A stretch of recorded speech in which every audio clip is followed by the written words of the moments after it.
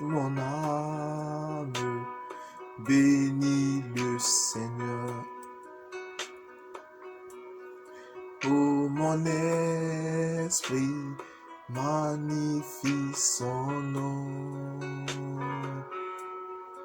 Car la mort n'a pas pu le retenir, même dans le tombeau. Jésus est Seigneur, même dans le tombeau. Jésus est Seigneur. Oh, mon âme bénis son nom. Et mon esprit magnifie son nom. Car la mort n'a pas pu le retenir, même dans le tombeau. Jésus est Seigneur, même dans le tombeau. Jésus est Seigneur. Oh, mon âme bénis le Seigneur. Oh, mon esprit,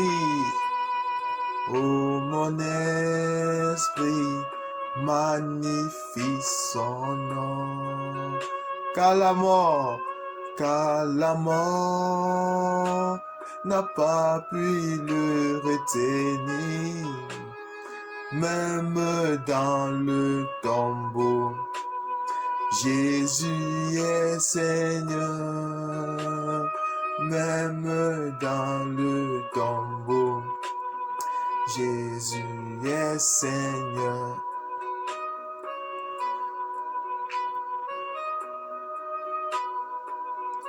Oh Seigneur Jésus-Christ, toi qui es le roi des gloires, Seigneur. Seigneur Jésus-Christ, la mort n'a pas pu te retenir, Seigneur. Tu as vaincu la mort, Seigneur. Le séjour des morts, le monde de la mort, Seigneur, ont reconnu que tu es le créateur de toutes choses, Seigneur. Car il est écrit dans la parole, Seigneur, dans Philippiens chapitre 2.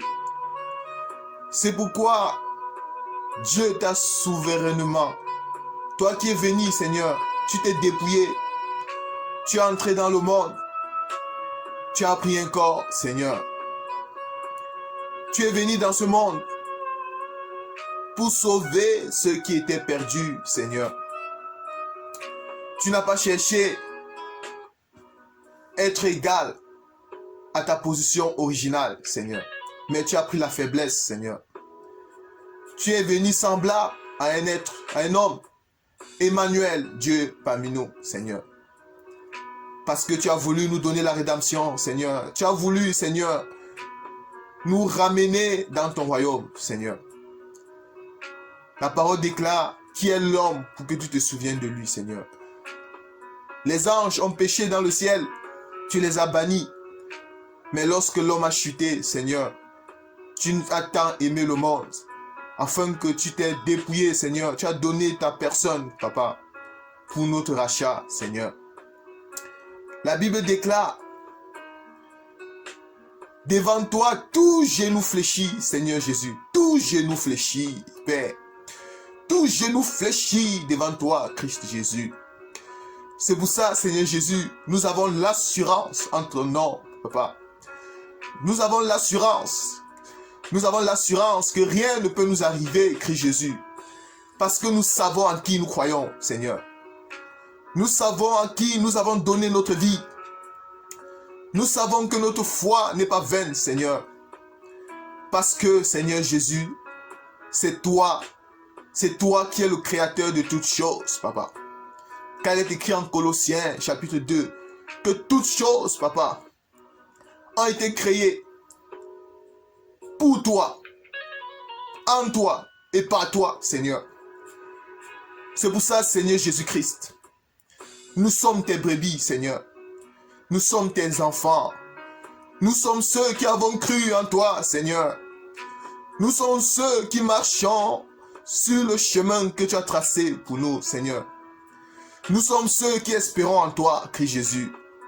Nous sommes ceux-là qui t'avons revêtu, Seigneur. Parce que devant toi, tout langue confesse, Seigneur, que tu es Seigneur des Seigneurs, le roi des gloires, Seigneur. C'est pour ça, tendre Père, garde-nous toujours dans ta grâce, Seigneur. Garde-nous toujours dans tes mains.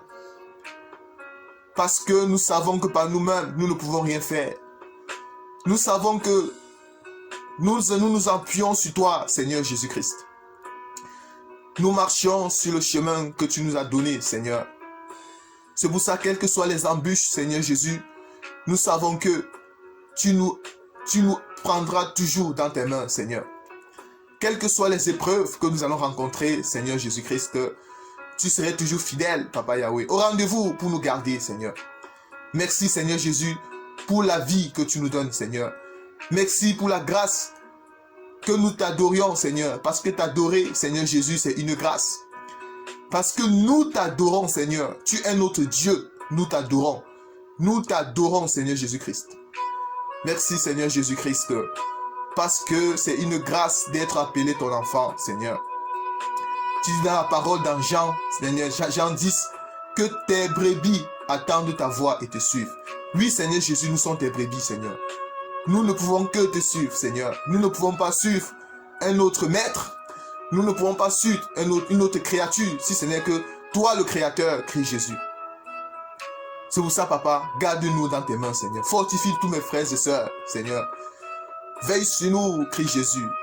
Parce que notre victoire est dans tes mains, Seigneur. Nous savons, Seigneur Jésus, à qui nous croyons. Nous savons que nous sommes étrangers et voyageurs dans ce monde, Seigneur. Nous savons que nous sommes pèlerins. Nous savons que nous vivons dans le monde. Mais nous ne sommes pas du monde, Seigneur Jésus. C'est pour ça, Papa Yahweh, travaille-nous davantage, Seigneur. Garde-nous toujours dans tes voies, Seigneur. Quelles que soient les tribulations que nous allons traverser, Seigneur. Quelles que soient les persécutions, Seigneur Jésus. Nous savons que cela va nous rendre plus que vainqueurs, Seigneur. Tu vas permettre cela pour perfectionner notre foi, Seigneur. Seigneur Jésus, nous comptons sur toi. Nous savons que, Seigneur, ta parole s'accomplira toujours, Seigneur. Nous savons que 1000 tombent à nos côtés et 10 000 à notre droite ne seront pas atteints, Seigneur. Nous savons que nous sommes gardés dans les lieux célestes, Seigneur. Nous savons que nos vies sont transportées en Christ dans les lieux célestes.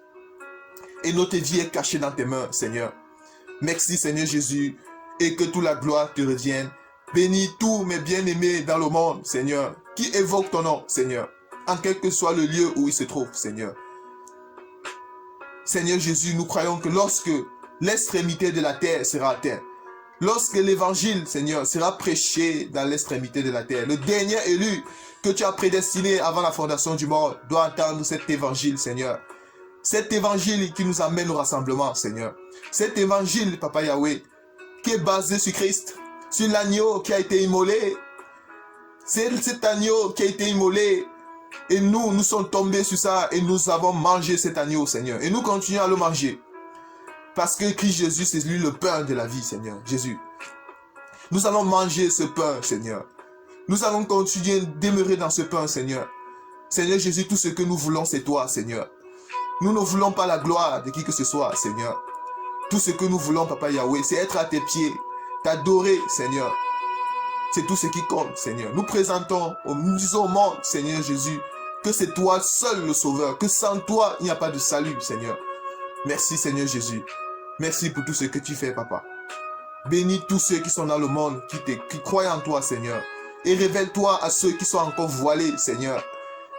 Parce qu'il y a certaines personnes qui ne voient pas la gloire, Seigneur Jésus. N'expérimente pas ta gloire, Papa Yahweh. Mais tu nous as fait la grâce de savoir qui tu es, Seigneur. Tu nous as retiré les écailles lorsque nous avant aussi on était voilés, Seigneur. Mais tu nous as retiré les écailles. Tu as fait tomber le voile, Seigneur Jésus. Tu as permis à ce que tu t'es révélé à nous, Seigneur.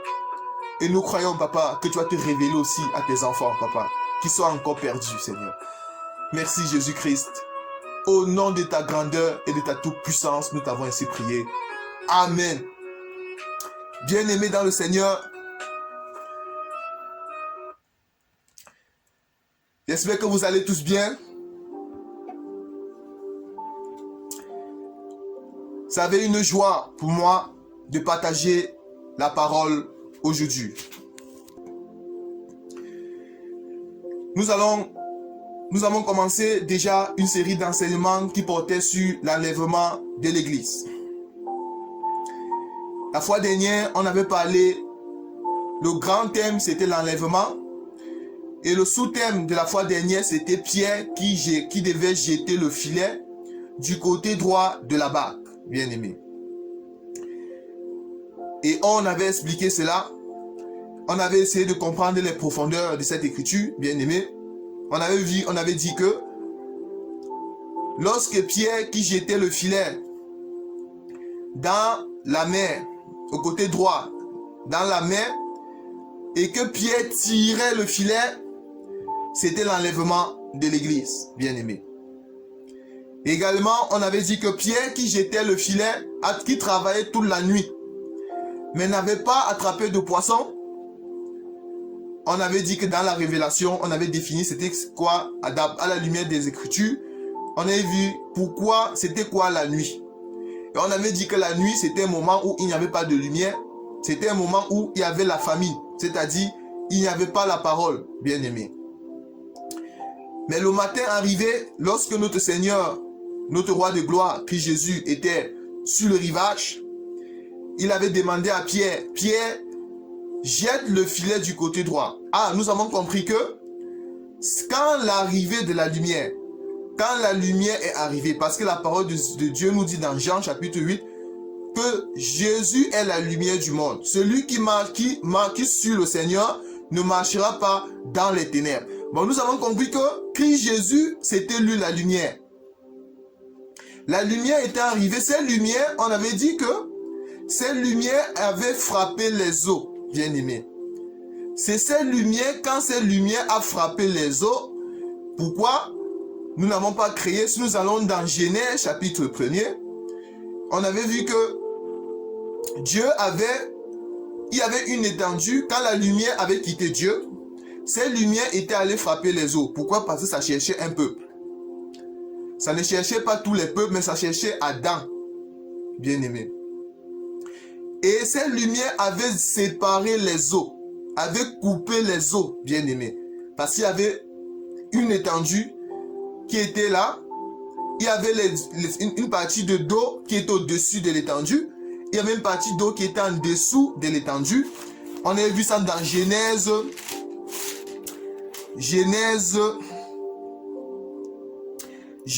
chapitre 1er à partir du verset 7. Et Dieu fit l'étendue et il sépara les eaux qui sont au-dessous des eaux. Et l'étendue avait les eaux qui sont en dessous de l'étendue. Et cela fut ainsi. Et Dieu appela l'étendue ciel. Ainsi, il y eut un soir et un matin. Bon, Dieu avait séparé les eaux, bien aimés. Et on avait dit que les eaux, d'après Apocalypse chapitre 17, les eaux c'était les nations. Les eaux c'était le monde, bien aimé. C'était ça les eaux. Bon, Dieu avait séparé les eaux. Il y avait une partie d'eau qui était montée au-dessus de l'étendue et l'autre qui était en dessous l'étendue. Et nous comprenons que l'étendue, c'était cette lumière. C'était notre Seigneur Jésus-Christ, bien aimé. C'était lui l'étendue. Nous avons les Écritures pour le dire. Parce que, pourquoi nous avons dit que Jésus c'était l'étendue? Si nous prenons Genèse chapitre 28. Pourquoi nous disons que l'étendue c'était Jésus-Christ? Parce que Genèse 28 à partir du verset 10. Jacob partit à Beersheba et s'en alla à Charan. Il arriva dans un lieu où il passa la nuit, car le soleil était couché, et il prit une pierre dont il fit son chevet, et il se coucha dans ce lieu-là. Il eut un songe, et voici une échelle était appuyée sur la terre, et son sommet touchait le ciel. Et voici les anges de Dieu montaient et descendaient par cette échelle. Bon, Jacob, dans son sommeil, il avait eu un songe. Il a vu une échelle qui quittait le ciel jusqu'à la terre. Et les anges de Dieu montaient et descendaient sur l'échelle. Alors, si nous venons dans Jean, nous allons prendre une autre écriture pour montrer que cette étendue, c'était la lumière, Christ Jésus. Nous allons prendre Jean chapitre 2. Jean chapitre 2, à partir du verset 51. Et il dit, bon, verset 50, Jésus répondit, parce que je t'ai dit que je t'ai vu sur le figuier, tu crois. Tu verras de plus grandes choses que celle-ci. 51.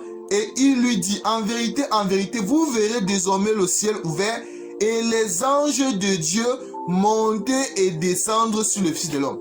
Bon, nous voyons que l'étendue, c'était le Seigneur Jésus.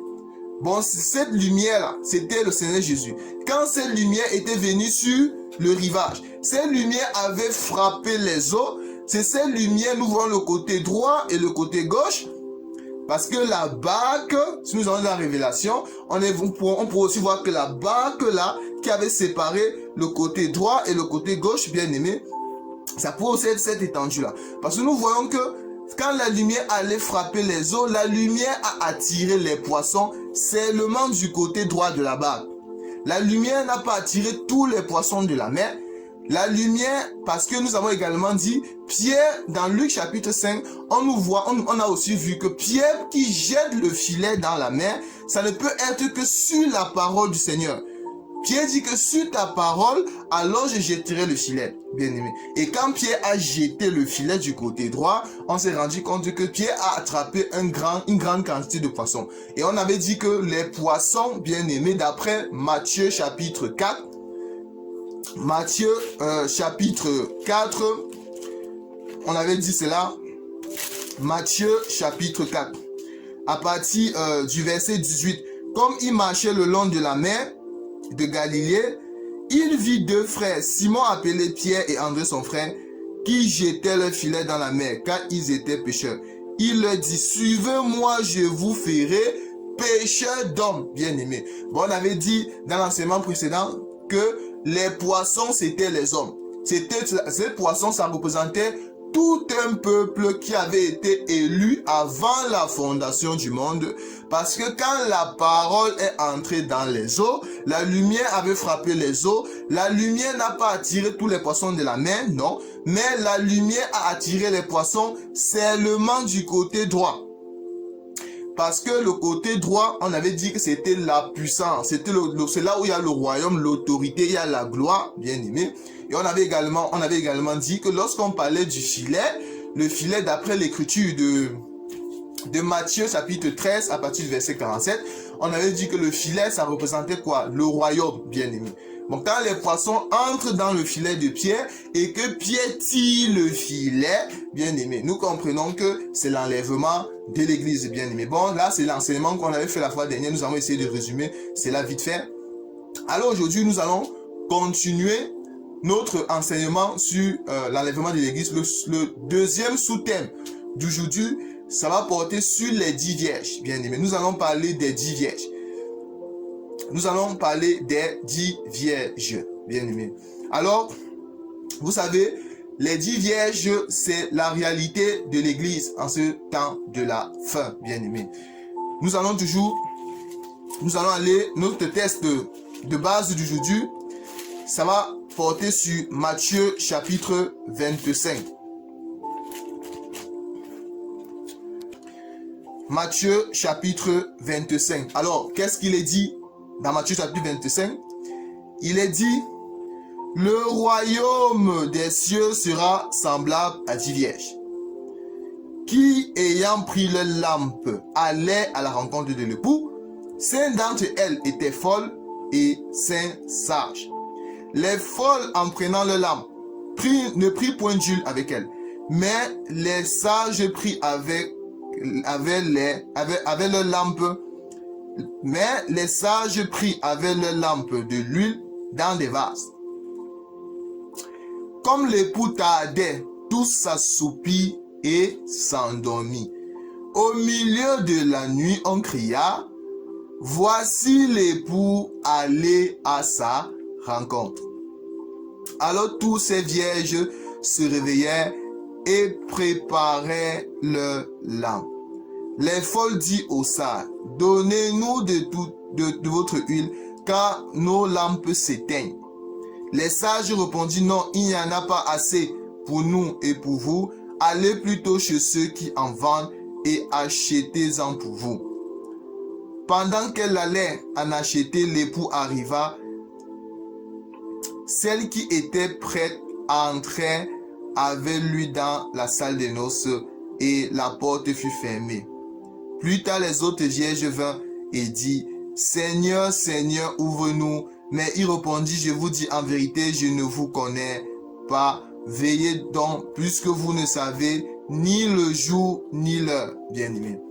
Alors, bien-aimés dans le Seigneur, les 10 vierges, ici, il s'agit de la parabole des 10 vierges.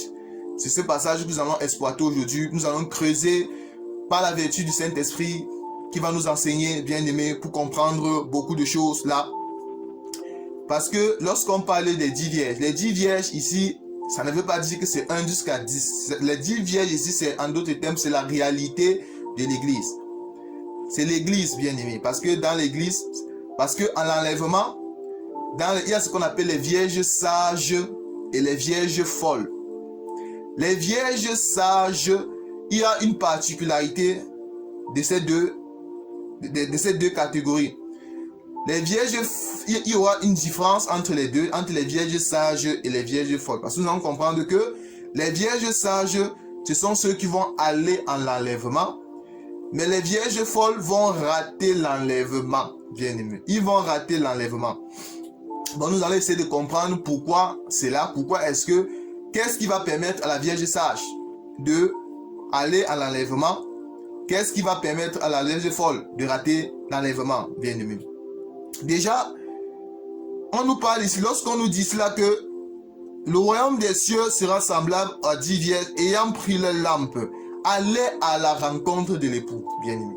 Bon, nous nous rendons compte que le but des 10 vierges, les 10 vierges, soit on essaye d'abord d'un premier moment de généraliser, nous allons nous rendre compte que les 10 vierges avaient un but.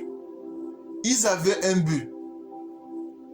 Telle est la question qu'on peut poser à tout enfant de Dieu. Quel est ton but?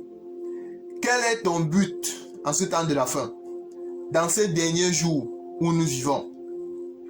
Parce que les 10 vierges, leur but, c'était d'aller à la rencontre de l'époux, bien-aimé. Ils allaient à la rencontre de l'époux. Mais, il y a une particularité, c'est que pour aller à la rencontre de l'époux, les 10 vierges, la Bible nous dit que, ayant pris leur lampe. Bon, eux ne pouvaient pas aller à la rencontre de l'époux s'ils n'avaient pas la lampe. Nous allons essayer de comprendre c'est quoi la lampe, bien-aimé. Et qui était cet époux, bien-aimé.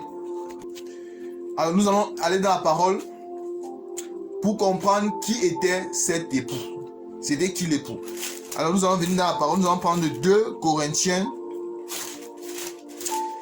2 Corinthiens, on va chercher une écriture. 2 Corinthiens, chapitre 11, à partir du verset 1er. 2 Corinthiens 11, chapitre verset 1er. Or, si vous pouvez supporter de ma part un peu de folie, mais vous ne supportez, car je suis jaloux de vous d'une jalousie de Dieu, parce que je vous ai fiancé à un seul époux, pour vous présenter à Christ comme une vierge pure, bien-aimée. Ah, bon, nous comprenons, nous voyons que l'époux ici, c'est Christ. C'est Christ l'époux, tel que nous pouvons voir également dans Éphésiens, où on nous dit que Christ, c'est la tête et l'Église est le corps. En d'autres termes, c'est Christ qui nous donne la sémence. Christ, c'est l'homme et nous sommes la femme. Je ne sais pas si vous voyez ça. Bon, Christ, c'est l'homme, c'est lui qui nous donne la sémence. Il donne la sémence à sa femme, c'est-à-dire l'Église. C'est ça la femme de Christ. Quand on parlait d'église, ne voyez pas église bâtiment. Non, lorsqu'on parlait d'église ici, c'est-à-dire église corps du Christ, c'est-à-dire toute personne, que ça soit homme ou femme, quelle que soit leur nationalité, quelle que soit leur race, quelles que soient les couleurs, noir, blanc, rouge, vert, qu'importe, ceux qui ont revêtu Christ, qui ont Christ comme leur maître, qui ont l'esprit de Christ, parce que la parole de Dieu dit que celui qui n'a pas mon esprit ne m'appartient pas. Celui qui n'a pas l'esprit de Christ ne l'appartient pas. Bon, ceux qui ont été rachetés par Christ, nous formons ce qu'on appelle le corps de Christ. Ceux qui ont Christ en eux, bien aimé. C'est nous qui formons le corps de Christ, bien aimé. Bon, nous avons Christ, c'est notre époux et nous sommes l'épouse de Christ, bien-aimé. C'est ça, l'église. Alors, nous allons venir maintenant, nous allons prendre une écriture pour voir c'est quoi la lampe, bien-aimé. C'est quoi la lampe? Nous allons prendre d'abord Proverbe 6, 23. Nous allons prendre une première écriture.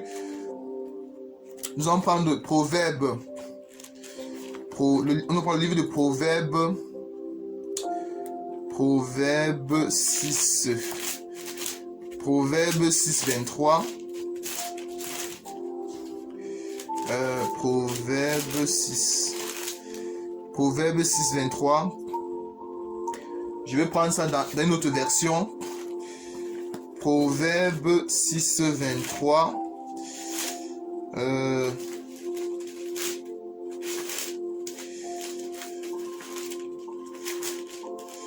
Ok, j'arrive. Proverbe 6, 23. Alors, Proverbe 6, 23, qu'est-ce qu'il est dit? Car les préceptes est une lampe et l'enseignement une lumière et les avertissements de la correction sont le chemin de la vie. Bien aimé. Alors, si nous prenons également Somme, nous allons prendre Somme 119, verset. Somme 119. Somme 119, verset. Somme 119, verset 5. Moi, j'ai cette écriture. Somme 119, verset 105. Ta parole est une lampe à mes pieds et une lumière sur mon sentier, bien-aimé. Bon, nous voyons que les 10 vierges qui allaient à la rencontre de l'époux, mais ne peuvent pas aller à la rencontre de l'époux sans avoir des lampes. Bon, nous voyons que la lampe, c'est la parole, bien-aimé. La lampe, c'est cette parole-là. C'est cette lumière. C'est cette lumière qui éclaire, bien-aimé.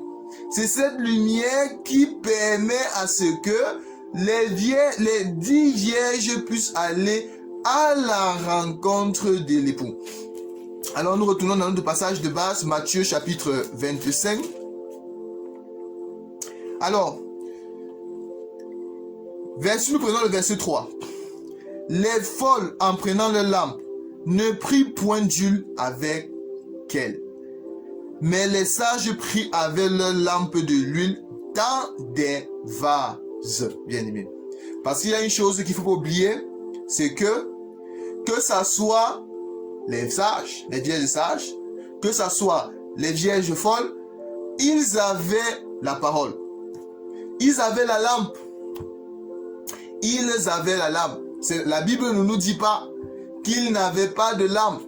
Ils avaient la lampe, mais il y a la seule différence, c'est que les sages, quand ils ont pris la lampe, ils ont pris de l'huile dans les vases.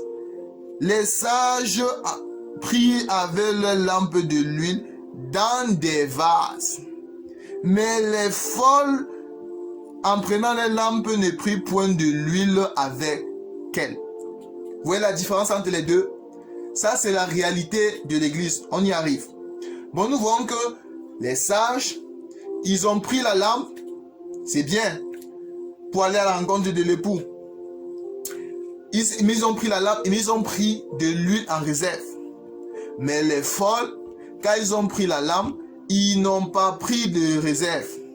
Parce qu'il ne faut pas oublier, la lampe des vierges folles ne s'était pas encore éteinte. Il y avait quand même une petite huile dans les lampes. Parce que la Bible ne nous dit pas qu'ils n'avaient plus de l'huile. Mais ils n'avaient pas la réserve. Pourquoi, bien aimé? Si nous venons à Matthieu chapitre 25, à partir du verset 8, qu'est-ce qu'il est dit? Les folles disent aux sages, donnez-nous de votre huile, car nos lampes s'éteignent. Ils n'ont pas dit que nos lampes se sont éteintes. Bon, nos lampes s'éteignent. Je ne sais pas si on peut avoir ça dans une autre version. Nous allons prendre ici Matthieu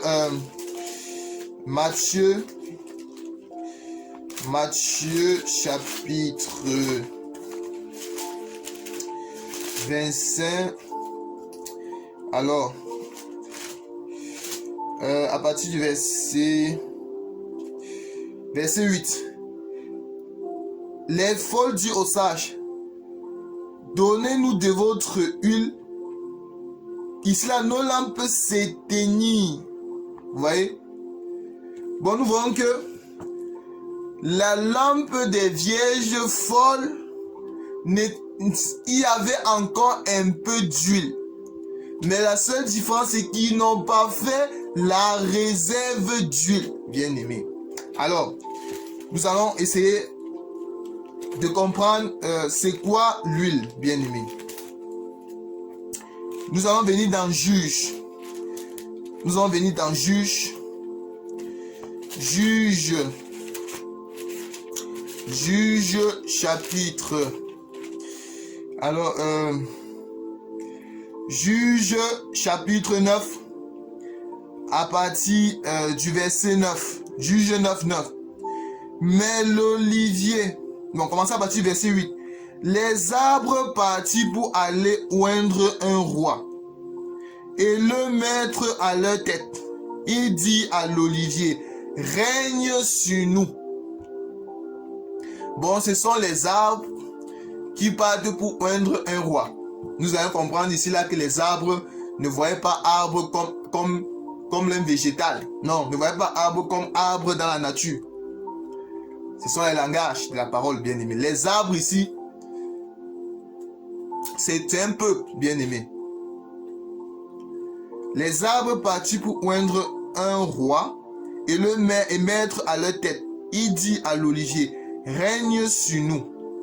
Mais l'olivier leur répondit, renoncerai-je à mon huile qui m'assure des hommages de Dieu et des hommes pour aller planer sur les arbres? Bien-aimés. Bien-aimés dans le Seigneur, nous savons que lorsqu'on a l'olivier, c'est l'arbre qui produit les olives. Et à son tour, les olives produisent l'huile. Pour avoir l'huile, il faut que l'olive soit broyée, bien-aimé. C'est quand l'olive est broyée qu'on doit avoir de l'huile. Bien-aimé dans le Seigneur, et nous voyons que notre olive a été broyée à la croix, bien-aimé. Notre olive, il a été broyé à Golgotha. C'est quand il a été broyé à la croix que nous avons recueilli de l'huile. Nous comprenons que il s'agit de notre Seigneur Jésus qui est l'agneau de Dieu prédestiné avant la fondation du monde, bien-aimé. Qui était cet agneau qui devait être immolé, qui devait passer où? Qui devait être miette devant ceux qui l'attendent. Cet agneau qui devait être immolé, broyé à la croix. bien-aimés. Parce que si nous essayons, on y arrive. Alors, retenons d'abord dans Matthieu. Parce que quand notre Seigneur Jésus, il est venu dans le monde, il est mort à la croix, c'est là où le Seigneur a dit, il faut que je m'en vais. Si je ne m'en vais pas, le consolateur ne viendra pas. Et quand le consolateur viendra, il vous annoncera toutes choses que je vous ai appris. Il ne parlera pas de lui-même, mais il parlera de moi.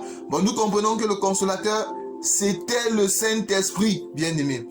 C'était ça le consolateur. Il parlait du Saint-Esprit. Et si nous venons, nous allons nous rendre compte que le Saint-Esprit, c'était l'huile. C'est ça, cette huile-là.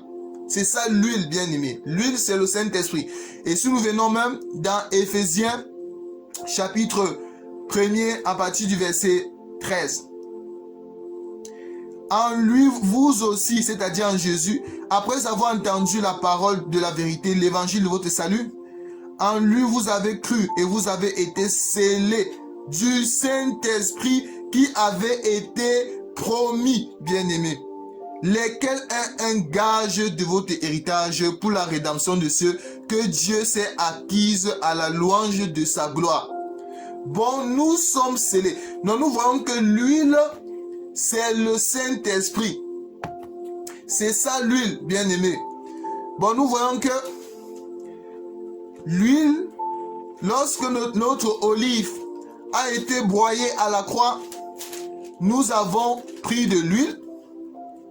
C'est pour ça, si nous venons ici, Matthieu 25, autant pour moi, à partir du verset 9, les sages, verset 8, les folles disent aux sages, donnez-nous de votre huile, car nos lampes s'éteignent. Nos lampes s'éteignent. Ça veut dire que les vieilles folles qui demandent aux vieilles sages de leur donner un peu de l'huile et que les lampes s'éteignent, ou les lampes, ça veut dire qu'ils avaient encore, les vieilles folles, ils avaient encore un peu d'huile, mais plus beaucoup. Vous voyez? Mais les vierges sages répondent. Les sages répondirent non, il n'y en a pas assez pour nous et pour vous.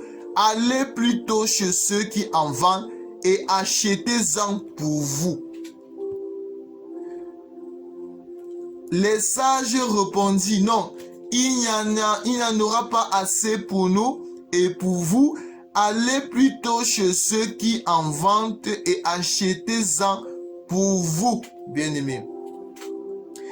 Bon, les vierges folles qui demandent aux vieilles sages, donnez-nous un peu de votre huile. Mais les vierges sages les renvoient, allez plutôt chez ceux qui achètent, bien-aimés. Oh, bien-aimés, j'aime la parole du Seigneur.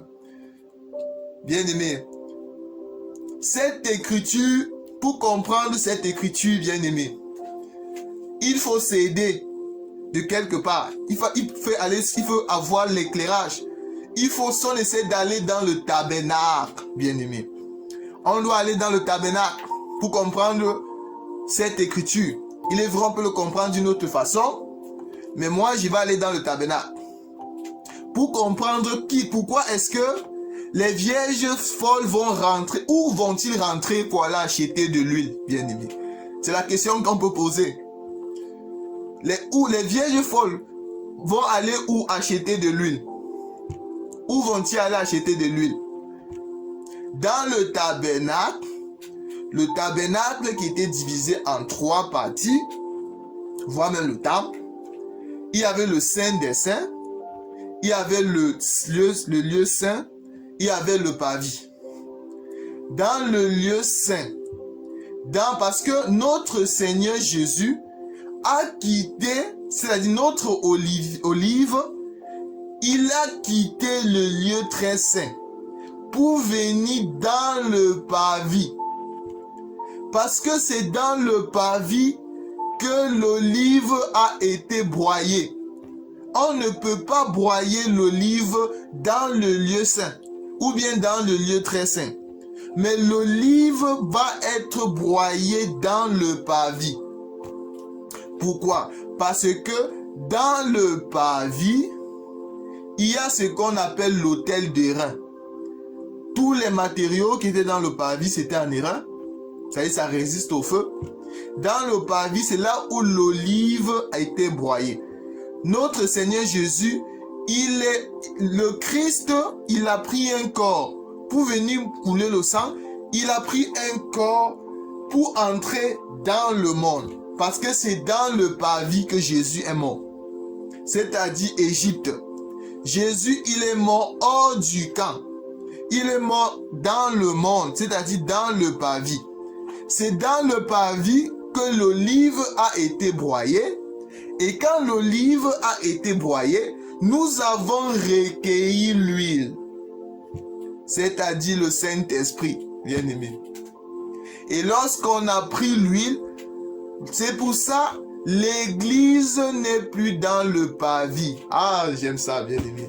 Le Seigneur Jésus a dit, vous vivez dans le monde, mais vous n'êtes pas dans le monde. Les enfants de Dieu ne sont pas du monde. Nous vivons dans le monde, mais nous ne sommes pas du monde. Nous sommes pèlerins, étrangers et voyageurs sur la terre. Notre cité n'est pas d'ici-bas, bien aimé. Quand on a pris de l'huile, que ce soit les 10 vierges ont pris de l'huile, ils sont maintenant dans le lieu saint. Ils sont dans le lieu saint. Et dans le lieu saint, c'est là où il y a la lumière. Dans le lieu saint, il y avait ce qu'on appelle le chandelier. Le chandelier, c'est ça qui éclairait. Dans le lieu saint, il y avait ce qu'on appelle la table de pain de proposition. C'est-à-dire, c'est là où il y a l'enseignement. C'est là où il y a la parole, bien-aimé. C'est là où il y a la parole. Bon, nous comprenons que lorsque les vierges folles, ils demandent aux vierges sages, donnez-nous un peu de votre huile, qu'ils ont attendu, parce que si nous voyons, on nous dit ici là que, et comme l'époux tardait, toutes s'assoupit et s'endormit. Au milieu de la nuit, on cria, voici l'époux, allez à sa rencontre, bien-aimé. Bon, nous comprenons que, au milieu de la nuit, l'époux tardait. L'époux tardait. Nous allons en parler pourquoi l'époux tardait. L'époux tardait, mais c'est au milieu de la nuit. Parce que la Bible nous dit, tous les 10 vierges se sont assoupis. Les 10 vierges se sont assoupis. Ce qui veut dire, maintenant ils sont assoupis, c'est-à-dire sont... Parce que au milieu de la nuit, lorsqu'on parle du milieu de la nuit, ne voyez pas minuit. Ne voyez pas minuit. Non. Milieu de la nuit, c'est le moment c'est le moment de l'apostasie. Le milieu de la nuit, c'est le moment où la ténèbre est en train de régner. Le milieu de la nuit, c'est le moment où il y a l'assoupissement spirituel. C'est ça le milieu de la nuit, bien-aimé. Parce que la voix de l'époux s'est fait entendre au milieu de la nuit, bien-aimé. Chaque fois que Dieu a intervenu, chaque fois que Dieu est descendu autant pour moi, c'est quand le péché était à son comble, bien-aimé. C'est quand le péché était à son comble. Au temps de Noé, c'est quand le péché des Amoréens était à son comble que Dieu est descendu. Au temps de Lot, la Bible nous dit que le juste Lot tourmentait son âme à cause du péché de Sodome et Gomorrhe. Notre Seigneur était descendu, il allait même manger sur Abraham parce qu'il voulait qu'Abraham intercède pour Lot. C'est quand le péché de Sodome et Gomorrhe était à son comble que le Seigneur est descendu. Demain, notre époux, le Seigneur Jésus-Christ a dit, ce qui se passait au temps de Noé se passera aussi au temps du Fils de l'homme. Bon, nous comprenons que pour que l'enlèvement de l'Église arrive, il faut que le monde se paganise davantage, bien-aimé. Le péché doit aller grandissant. C'est là maintenant que Isaac va venir enlever Rebecca. Isaac ne peut pas enlever Rebecca si le péché ne va pas grandissant, bien-aimé. Si le péché ne va pas grandissant. Parce que la voix qui se fait entendre, c'était pour réveiller. C'est pour ça la Bible dit, veillez, car vous ne savez ni l'heure, ni le jour que le Fils de l'homme viendra, bien-aimé. Parce que les 10 vierges étaient dans le sommeil. C'est pour ça, le Seigneur a permis qu'il ait la voix, bien-aimé. Mais lorsque les 10 vierges ont entendu la voix, il est vrai que les deux se sont assoupis. Les 10 vierges, c'est-à-dire les vierges sages et les vierges folles se sont assoupies. Mais il y a une différence.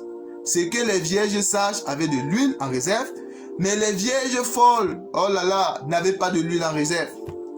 Mais les vierges folles, ils sont, lorsque les vierges sages disent que allez chez ceux qui en vendent. Mais l'huile, il n'y a pas l'huile dans le lieu saint. Autant pour moi, je vais être plus clair. Dans le lieu saint, on prend l'huile autre quelque part pour entrer dans le lieu saint. Mais nous comprenons que l'huile, les vierges folles, lorsqu'ils sont allés chercher de l'huile, chez ceux qui en vendent, nous comprenons qu'ils ont quitté le lieu saint. Et ils sont retournés où? Dans le parvis, c'est-à-dire dans le monde, bien-aimé. Parce que quand Jésus va venir enlever l'église, Jésus c'est dans le lieu saint que nous attendons le Seigneur. Nous n'attendons pas le Seigneur dans le monde. Non. Nous n'attendons pas le Seigneur dans l'Égypte. Il est vrai, nous vivons dans le monde, mais nous ne sommes pas du monde. Lorsqu'on a la naissance d'en haut, lorsqu'on a revêtu Christ, on est dans le lieu saint. On attend le Seigneur. Là, je parle en fonction du tabernacle. Comprenez mon sens. Dans le tabernacle, nous sommes dans le lieu saint en attendant l'enlèvement. Les vierges folles, quand ils ont quitté le lieu saint, ils sont pour aller chercher de l'huile, ils sont retournés dans le monde. Bien-aimés dans le Seigneur, nous allons essayer d'en parler. C'est quoi la réserve d'huile? C'est quoi la réserve d'huile? Bien-aimés, nous comprenons que nous avons vu que l'huile, c'est le Saint-Esprit. Parce que nous avons été scellés du Saint-Esprit. Et c'est ça qui est notre gage pour notre salut, bien-aimés. La réserve d'huile, c'est quoi? Nous avons vu que l'huile, c'est le Saint-Esprit parce que tous les enfants de Dieu ont le Saint-Esprit. Tous ceux qui ont Christ Jésus ont l'Esprit de Christ. C'est ça le Saint-Esprit qui avait été promis. Que dans les derniers jours, il y aura l'effusion du Saint-Esprit, vos fils se prophétiseront. Cela a été accompli dans Actes chapitre 2 où les apôtres, il y avait 120 personnes qui étaient dans la chambre haute où l'Esprit de Dieu est descendu et ça continue à descendre sur toutes personnes qui ont Christ en ce temps de la fin. Bien aimé. Bon, nous voyons que c'est quoi la réserve d'huile? La réserve d'huile, pour avoir de l'huile, ça consiste pour quand tu as l'huile, le Saint-Esprit, mais pour avoir la réserve, pour conserver cette huile. Pour conserver cette huile, en d'autres termes, pour avoir la réserve d'huile, il y a deux choses qu'il faut faire. Il y a deux choses. Première chose, l'enseignement de Christ Jésus et mettre en pratique l'enseignement, bien aimé. C'est les deux choses qui pourront permettre d'avoir la réserve d'huile. L'enseignement et mettre en pratique l'enseignement. Voilà où voilà où il y a la différence entre la Vierge sage et la Vierge folle. Nous comprenons que si tu es un chrétien et que tu ne mets pas en pratique la parole du Seigneur, nous comprenons que tu ne peux pas aller à l'enlèvement, bien-aimé. tu ne peux pas aller à l'enlèvement de l'église. Réserve d'huile. Si tu n'as pas la réserve d'huile, tu ne peux pas aller à l'enlèvement. La réserve d'huile, je répète, l'enseignement et mettre en pratique la parole. Parce que le Seigneur Jésus a dit, ce n'est pas toujours ceux qui disent Seigneur, Seigneur, qui entreront dans le royaume des cieux, mais c'est celui-là seul qui mettront en pratique la parole de mon Père. Bon, nous comprenons que la réserve d'huile, c'est la parole, c'est mettre en pratique l'enseignement. Dans les derniers jours, beaucoup de gens viendront dire, Seigneur, n'avons-nous pas prêché en ton nom? N'avons-nous pas chassé les démons en ton nom? N'avons-nous pas baptisé en ton nom? N'avons-nous pas évangélisé en ton nom? N'avons-nous pas fait les miracles en ton nom? Bien aimé, tout ça n'est pas la réserve d'huile. Tout ça, tout le monde, c'est pas la réserve d'huile. Mais la réserve d'huile, c'est mettre en pratique la parole. C'est ça la réserve d'huile. C'est ça. Bien aimé dans le Seigneur, un enfant de Dieu qui a l'enseignement et qui met en pratique la parole de Dieu, alors automatiquement doit survenir ce qu'on appelle la tribulation. Doit arriver ce qu'on appelle la tribulation. Voilà ce qui, en ce temps de la fin, ce qui va faire la différence entre la vierge sage et la vierge folle, c'est que la vierge folle ne saura pas supporter la tribulation pour l'instant. Attention, je ne suis pas en train de parler de la grande tribulation, mais je parle de la tribulation. Parce que la vierge sage doit passer par la tribulation, mais elle ne passera pas par la grande tribulation. Vous voyez? Un enfant de Dieu, je suis en train de parler en ces temps de la fin que nous sommes en train de vivre. C'est-à-dire de la croix jusqu'à l'enlèvement de l'église. Là, c'est là où il y aura la persécution. C'est là où il y aura la tribulation. Il n'y aura pas la grande tribulation, mais je parle de la tribulation. Un enfant de Dieu, celui-là qui veut faire la réserve d'huile, c'est-à-dire, il a l'enseignement et il met en pratique la parole de Dieu, automatiquement doit arriver ce qu'on appelle la tribulation. C'est pas moi qui le dis. Allons dans les Écritures. Actes des Apôtres. Actes des Apôtres, chapitre.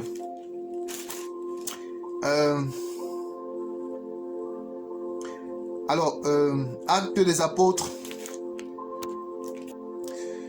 Actes des Apôtres, chapitre 14. À partir du verset 19. Alors, survint Antioche et Icône des Juifs qui gagnaient la foule et qui, après avoir lapidé Paul, le traînaient hors de la ville, pensant qu'il était mort. Mais les disciples l'ayant entouré, il se leva et entra dans la ville le lendemain. Il partit pour Derbe avec Barnabas. Quand il eut évangélisé cette ville et fait un certain nombre de disciples, il retournait à Lystre, à Icône et Antioche.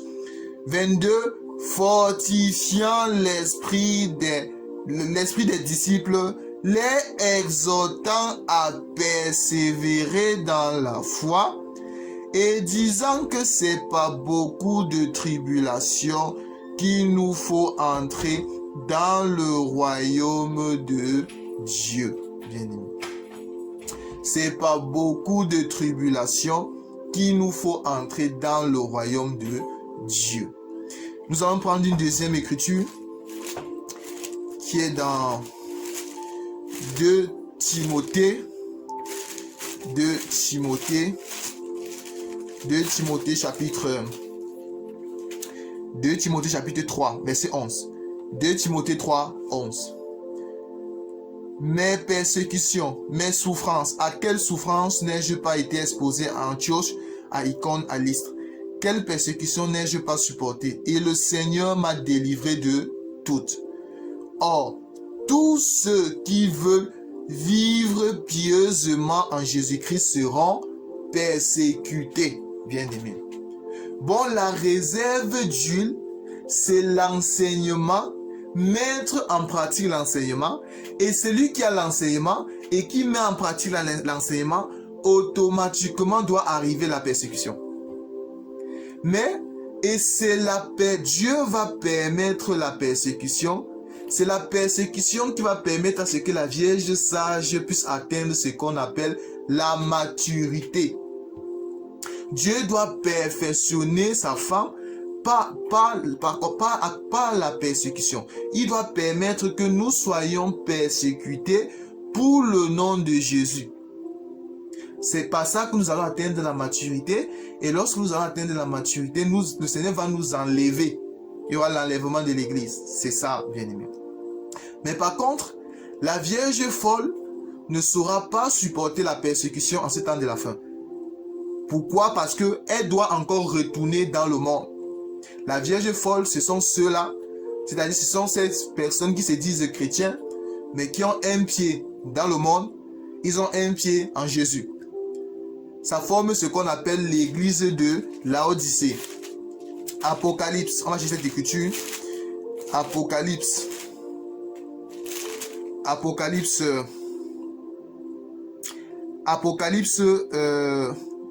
Chapitre 3, verset 14. Écrit à l'ange de l'église de Laodicée. Voici ce que dit l'Amen. Le témoin fidèle, le véritable commencement de la création de Dieu. Je connais tes œuvres. Je sais que tu n'es ni froid ni bouillant. Plus-tu être froid ou bouillant? Vous voyez, la Vierge folle, elle n'est ni froid ni bouillant. Elle ne peut pas supporter la persécution maintenant. Non, elle ne saura pas supporter la persécution pour l'instant. Parce qu'elle n'est ni froid ni bouillant. Elle est tiède. Ainsi, parce que tu es tiède et que tu n'es ni froid ni bouillant, je te vomirai de ma bouche. Parce que tu dis, je suis riche, je me suis enrichi, je n'ai besoin de rien, parce que tu ne sais pas que tu es malheureux, misérable, pauvre, aveugle et nu. Je te conseille d'acheter de moi de l'or éprouvé par le feu, afin que tu deviens riche. Vous voyez? Bon, nous voyons que le Seigneur, il doit éprouver la Vierge sage par le feu. En d'autres termes, nous allons passer aussi à Golgotha. C'est ça la parole de Dieu nous dit que offrez vos corps à Christ comme un sacrifice vivant, bien-aimé. Tout simplement parce que le Seigneur, il dit dans sa parole, je suis celui qui blesse et je suis celui qui guérit, bien-aimé. Bon, nous allons passer par la persécution, par les tribulations, par beaucoup de tribulations. Ce sont les tribulations qui vont permettre à ce que nous soyons affermis dans la foi. C'est pour ça que nous disons non aux assemblées qui enseignent que la tribulation n'est pas normale dans la vie d'un enfant de Dieu. Parce que Dieu lui-même permet les tribulations, bien-aimés. Il faut avoir, vous savez, la parole de Dieu nous dit que de même que Christ a souffert, aimez-vous de la même pensée. Et le Seigneur Jésus dit, j'ai vaincu, vous aurez les tribulations dans le monde, tenez ferme, j'ai vaincu le monde. C'est ça en ce temps de la fin. Si vous voyez un chrétien qui passe son temps à régner le Seigneur, qui passe longtemps, il tombe aujourd'hui, il demande pardon. Demain, il tombe encore, il demande pardon. Il passe son temps, il tombe dans le même péché chaque moment. Il se plaît dans ce péché. Nous comprenons qu'il doit rater l'enlèvement. Il doit rater l'enlèvement. Ou bien vous voyez un chrétien qui n'aime pas les épreuves. Parce que le Seigneur nous éprouve par le feu, par la fournaise, bien-aimé. C'est pour qu'on puisse être mûr. C'est pour atteindre la maturité. C'est ça le but de la tribulation. C'est pour ça que tous ceux qui ont commencé avec le Seigneur, que ce soit dans les prophètes, que ce soit dans les psaumes, que ce soit dans le témoignage que nous sommes, nous allons nous rendre compte qu'ils sont passés par la tribulation. Si vous allez dans Jérémie, Vous allez rendre compte que, c'est Jérémie chapitre 12. Jérémie dit à Dieu que il est vrai, tu es trop juste pour que je puisse contester avec toi. Parce que déjà, Dieu dit à Jérémie, avant que tu entres dans le ventre de ta mère, je t'avais déjà élu prophète des nations. Jérémie chapitre 1er. Mais Dieu dit à Jérémie va prêcher ma parole. Bien aimé, comme quoi, lorsque Dieu te demande de faire quelque chose, fais-le. Mais il y aura beaucoup de tribulations, bien aimé. Mais heureusement, le Seigneur veille sur sa parole. Le Seigneur n'abandonne, il nous fortifie toujours, il nous donne la capacité de le faire, bien aimé. Jérémie pas prêcher la parole du Seigneur. On prend Jérémie. Jérémie passe par les tribulations terribles. Jérémie, on jette Jérémie dans la citerne de boue. Si vous lisez les lamentations de Jérémie, ou même vous lisez Jérémie 12, ou 20, quelque chose comme ça, vous allez vous rendre compte que Jérémie dit à Dieu que tu es trop juste. Tu es trop juste pour que je conteste avec toi. Mais néanmoins, je sais que si je conteste avec toi, tu vas gagner. Parce que tu es tout puissant. Mais néanmoins, permets-moi quand même de te poser une question. Dieu. C'est la question de Jérémie. Seigneur, pourquoi est-ce que je te crains? Je mets en pratique ta parole. Je souffre. Mais les hommes, les païens, les hommes impies, eux, ils sont que d'évoluer dans ce qu'ils font. Jérémie dit que je me suis trouvé solitaire à cause de ton nom, à cause de ta parole. Je ne me suis pas assis dans l'assemblée des moqueurs. C'est ce que Jérémie dit, que je me suis trouvé solitaire parce que je voulais garder ta parole, bien-aimé. Mais le Seigneur répond à Jérémie en disant non, moi je permets que ces méchants puissent aller plus haut afin qu'ils tombent plus bas, bien-aimé. Bien-aimé dans le Seigneur, les vrais enfants du Seigneur. C'est pour ça, bien-aimé, si quelqu'un vous dit que la marche en Christ Jésus, c'est du chocolat, c'est que la personne vous ment, bien-aimé. C'est que la personne vous ment.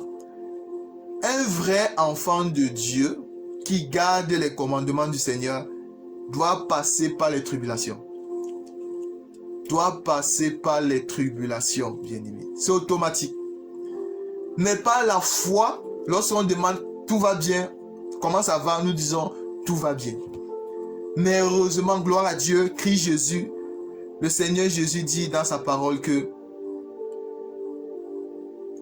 heureux, si nous allons prendre Jérémie. C'est Jérémie chapitre... c'est pas cette écriture, on va trouver si l'Esprit pourrait m'aider à trouver cette écriture. C'est Jérémie chapitre... Seigneur... Jérémie... Vous savez l'écriture où on nous dit... ah, je l'ai trouvé. Jérémie chapitre 17. Il est dit... Béni soit l'homme qui se confie dans l'Éternel et dont l'Éternel est l'espérance, bien-aimé. Voilà, bien-aimé dans le Seigneur. Si vous voulez terminer la course avec le Seigneur, comme l'apôtre Paul vous a dit, la vie chrétienne c'est une course, bien-aimé. Nous courons tous. Mais l'objectif n'est pas de courir. L'apôtre Paul dit que je ne cours pas battre en l'air. Mais je cours pour atteindre le but, bien-aimé. Quel est ton but dans la marche chrétienne? Quel est ton but? Est-ce que tu cours en vain? Quel est ton but? Mais l'espérance, bien-aimé, le Seigneur, il faut s'appuyer sur le Seigneur. Celui qui veut finir sa course doit s'appuyer sur le Seigneur Jésus. Il est comme un arbre planté près des eaux qui étend ses racines vers le courant et n'aperçoit point la chaleur quand elle vient, et son feuillage reste vert dans l'année de la sécheresse, bien-aimé. L'année de la sécheresse ici, c'est aussi le temps, c'est aussi les mauvais jours, c'est aussi les persécutions, c'est aussi les tribulations, bien-aimés. Lorsqu'on reçoit les tribulations, lorsqu'on reçoit les persécutions, pour le nom de Jésus et non parce qu'on a fait ce qui est mauvais, attention, je précise bien, le Seigneur nous gardera toujours. Le Seigneur toujours va toujours faire à ce que nous soyons toujours arrosés, bien-aimés. Le Seigneur va toujours faire à ce que nos feuillages resteront toujours verts. Le temps de la sécheresse, malgré qu'il y aura la sécheresse, nous aurons toujours de l'eau, bien-aimés. C'est ça la Bible dit, malheur à celui qui se confie à l'homme, bien-aimé. C'est ça la Vierge sage. Nous allons passer par la tribulation pour atteindre la maturité, bien-aimé. C'est pour ça que si vous voyez un chrétien qui face à toute épreuve, il abandonne, nous comprenons qu'il ne saura pas aller à l'enlèvement, bien-aimé. Parce qu'un enfant de Dieu, même s'il chute, il se relève, il continue la marche, bien-aimé. Il continue la marche. Il ne s'arrête pas. Il continue toujours la marche. C'est ça un enfant de Dieu, bien-aimé. Chose que la Vierge folle ne saura pas. La Vierge folle, elle doit continuer toujours à avoir part dans le monde. La Vierge folle ne doit pas prendre au sérieux les choses du Seigneur. La Vierge folle doit être tiède. Aujourd'hui, la Vierge folle, c'est cette personne, ces chrétiens qui sont à l'église aujourd'hui. Mais demain, ils sont dans les boîtes de nuit. Oh Jésus. Aujourd'hui, ils chantent la louange du Seigneur. Demain, ils chantent la louange du monde. C'est ça la Vierge folle. La Vierge folle, c'est celle qui dit Dieu comprend toutes choses. C'est ça la Vierge folle. Dieu est amour, Dieu pardonne tout. C'est ça la Vierge folle. La Vierge folle va dire, bon, Dieu va comprendre. Va comprendre le péché. C'est ça la Vierge folle. Mais un enfant de Dieu, lorsqu'il pêche, si ça arrive qu'il fait ce qui n'est pas bien, il va dire, Seigneur Jésus, j'ai fait ce qui n'est pas bien. Il doit tout faire. Il doit tout faire pour abandonner le péché et avancer, bien-aimé. Il ne justifiera jamais son péché. Il ne dira jamais que Dieu comprend mon péché. Quand quelqu'un dit que Dieu comprend mon péché, nous comprenons que cette personne-là n'a pas encore rencontré le Seigneur. Bien-aimé. Nous allons retourner dans notre enseignement, dans Matthieu, où nous étions tout à l'heure, Matthieu 25.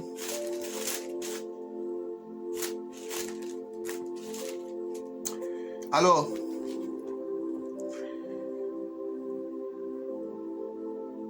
maintenant nous dit,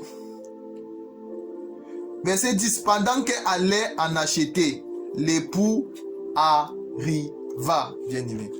Vous voyez que l'un des signes aussi, vous savez, le Seigneur Jésus, lorsque l'un des signes, le Seigneur a plusieurs façons pour nous éprouver. L'un des armes que le Seigneur utilise pour nous éprouver, c'est ce qu'on appelle le temps, bien-aimé. C'est aussi le temps. Ça, la Bible nous dit, rachetez le temps car les jours sont mauvais. Le temps, ce qui a tué, ce qui a dévoilé la Vierge folle, c'est le temps. Nous tous, en ce temps de la fin, nous nous disons chrétiens. Nous tous, nous disons prononcer le nom de Jésus. Nous tous, on dit qu'on croit en Jésus. On dit qu'on est fidèle dans les assemblées. Mais il y a une chose qui va révéler la vraie nature de chacun. C'est le temps. Lorsque l'époux tardait, l'époux a tardé par exprès. C'était pour mettre à l'épreuve ces 10 vierges. Lorsqu'il a tardé, ça a révélé qui était la Vierge folle, bien-aimée. De même, en ce temps de la fin, notre Seigneur Jésus-Christ, il est parti, il a dit, je vais aller vous préparer une place. Quand j'aurai fini, je vais venir vous chercher, afin que là où je suis, vous y soyez. Jean chapitre 14, autant pour moi. Il y a certaines personnes qui ont attendu Jésus depuis, mais Jésus n'est pas venu. Certaines personnes avant qui se sanctifiaient, certaines personnes avant qui craignaient le Seigneur, qui avaient le zèle pour les choses du Seigneur. Certaines personnes qui avaient l'amour du Seigneur, qui mettaient en pratique la parole du Seigneur. Mais parce que Jésus t'a... Oh Jésus, donne-nous la force, Seigneur Jésus, d'être de ceux qui avons la réserve, Seigneur. Lorsque le Seigneur Jésus tarde, il y a beaucoup de personnes qui sont encore retournées dans le monde. Il y a beaucoup de personnes qui ont abandonné leur premier amour, tel que le Seigneur pouvait reprocher à l'église d'Éphèse. Ce que j'ai contre toi, c'est que tu as abandonné ton premier amour, bien-aimé. C'est pour ça que nous disons, mon frère, ma soeur, reviens à ton premier amour. Si toi, tu es retourné dans le monde, sache maintenant que tu peux retourner à la bergerie. Reviens à Jésus si tu es retourné dans le monde. Si tu as abandonné la course, reviens à la maison. Même dans 2 Pierre, bien-aimé, si vous lisez 2 Pierre,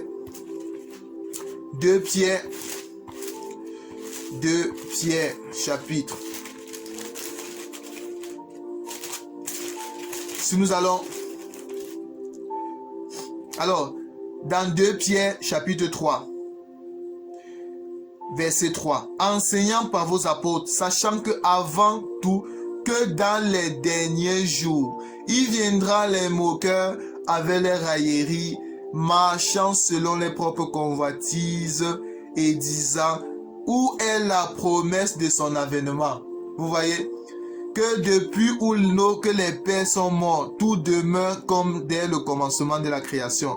Il veut ignorer en effet que les cieux existent autrefois par la parole de Dieu, de même que la terre tirée de l'eau est formée par le moyen de l'eau, bien-aimé. Bon, beaucoup de gens, ils vont dire, depuis que Jésus est parti, pourquoi est-ce qu'il n'est pas revenu? Bien-aimé, sachez une chose, c'est l'épreuve du temps. C'est l'épreuve du temps. Vous savez, le temps qu'on va voir ceux qui aiment vraiment le Seigneur. Vous savez, le temps qu'on va voir ceux qui sont vraiment en Christ Jésus. Vous savez, le temps qu'on va voir ceux qui ont l'amour du Seigneur. Le temps, c'est ce qui va trancher, bien-aimé. Le temps, c'est ce qui va séparer la vierge sage et la vierge folle. L'époux qui tarde, c'est ça le temps, bien-aimé. Vous savez, dans Genèse, je crois que c'est Genèse chapitre 30 ou 31 comme ça. Lorsque Moïse, il a pris Josué, il y avait d'abord le camp des Hébreux qui était à côté de la montagne. Il a pris Josué, il a mis une partie de la montagne, mais lui il est monté au sommet de la montagne. Là également nous voyons l'enlèvement. Nous voyons déjà l'enlèvement de l'église aussi. Parce que Moïse qui était au sommet de la montagne, dans la révélation, il représente aussi notre Seigneur Jésus-Christ, qui est parti au ciel. Et on attend maintenant, nous voyons que Josué c'était la vierge sage. Et nous voyons que les Israël qui étaient en bas de la montagne, c'était la vierge folle. Moïse est parti, il a fait 40 jours. Bien aimé. Oh Jésus. Moïse est parti, il a fait 40 jours. Les Hébreux se sont déjà dit, depuis que ce Moïse est parti, il ne doit plus jamais revenir. Ils se sont mis à faire, ils ont créé le veau d'or. Ils ont adoré le veau d'or. Quand Moïse partait, mais les Hébreux l'attendaient, ils étaient zélés que notre Moïse est parti, il va revenir. Comme aujourd'hui, notre roi de gloire est parti, il a dit qu'il revient. Quand au départ les gens étaient zélés, ils attendaient, mais depuis, le Seigneur n'est pas revenu. Les gens ont perdu la foi, bien aimé. Mais 42 jours passés, quand Moïse revient, c'est là qu'ils étaient surpris. Mais ils avaient déjà adoré le veau d'or. Bien aimé, c'est ça la réalité. Notre Seigneur Jésus, il laisse le temps C'est pas pour rien. C'est pour nous éprouver. Il verra ceux qui sont vraiment ses enfants. Qui sont ceux-là qui sont prêts à sacrifier toutes les jeunesses, à sacrifier toutes les vies pour le nom du Seigneur, bien-aimé. C'est ça la vraie vie, bien-aimé. Mais la vraie folle, elle va rater l'enlèvement. Elle va passer par ce qu'on appelle la grande tribulation. La grande tribulation. C'est lors de la grande tribulation que la vierge folle doit atteindre la maturité. Mais lorsque la vierge folle, ils sont retournés dans le monde, maintenant l'époux est arrivé. Quand l'époux est arrivé, il n'y avait plus la vierge folle. Parce que eux, ils avaient quitté le lieu saint. Si nous sommes dans le tabernacle, si nous situons dans le tabernacle, ils avaient quitté le lieu saint et ils sont retournés dans le pavis pour chercher encore de quoi acheter de l'huile. Mais quand ils ont quitté, c'est en ce moment que l'époux est arrivé. Et l'époux a pris la vierge sage et l'époux l'a amené dans la fête des noces. Bien aimé dans le Seigneur, sachez que nous allons festoyer la fête des noces au ciel. Nous allons festoyer la fête des noces. C'est pour ça il faut que nous nous habillions des vêtements des noces, bien-aimés.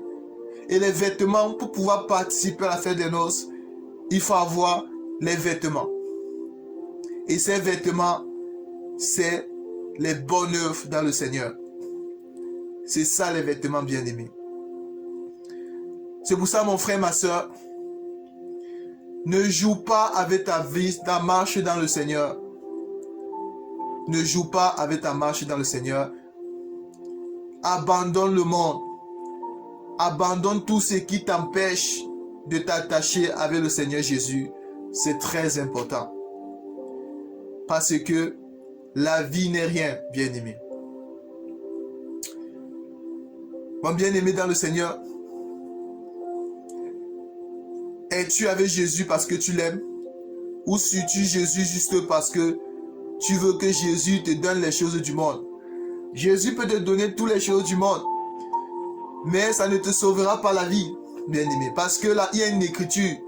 Je n'ai plus le verset en tête, mais l'écriture nous dit que quand Dieu fait tomber sa pluie, la pluie fait tomber, ça tombe sur les bons, ça tombe sur les mauvais.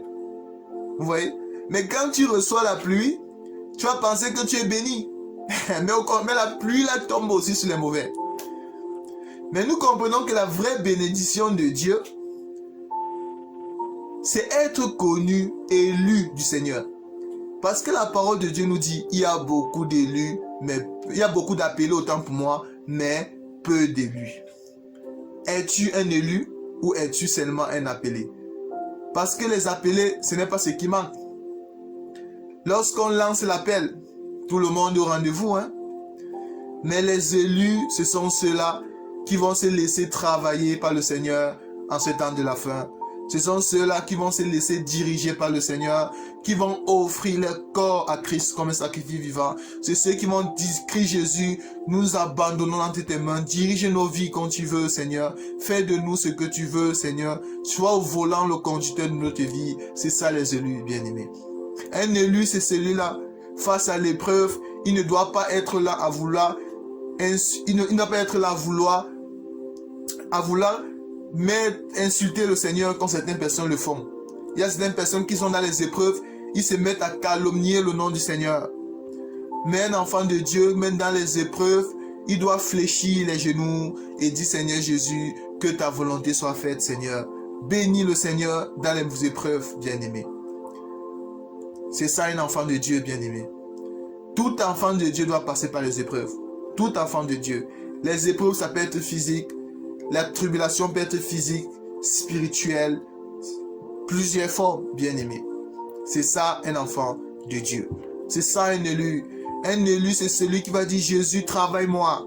continue à me perfectionner, continue à me briser, continue à me tailler. C'est ça un élu, bien-aimé. Un élu, c'est celui qui va dire Jésus, permets-moi souvent certaines épreuves dans ma vie qui vont permettre à ce que je puisse m'attacher davantage à toi. C'est ça un enfant de Dieu. Face aux épreuves, il s'attache. Les épreuves, quand un élu, c'est celui-là, on reconnaît un vrai enfant de Dieu. Face aux épreuves qu'il rencontre, ces épreuves l'attachent davantage au Seigneur. Mais si les épreuves vous éloignent du Seigneur, nous comprenons que vous n'êtes pas encore affermi. Un enfant de Dieu qui est affermi, les épreuves vont l'attacher davantage au Seigneur. C'est ça un enfant de Dieu. Lorsqu'il traverse une difficulté, il prend ce qui est bon de la difficulté et il rejette ce qui est mauvais. Il continue sa course, il continue sa marche dans le Seigneur. Oui, on peut pleurer, les épreuves c'est pas facile, on peut pleurer. Ça peut arriver que on faiblit un moment. Nous disons oui, c'est vrai, mais jamais on doit abandonner. Mais on va toujours continuer à avancer, bien-aimé. Parce que le Seigneur Jésus est toujours au rendez-vous pour veiller sur nous. C'est ça, bien-aimé. C'est ça qui va faire la différence entre la Vierge sage et la Vierge folle, bien-aimé. La Vierge folle ne saura pas supporter la persécution. Elle ne saura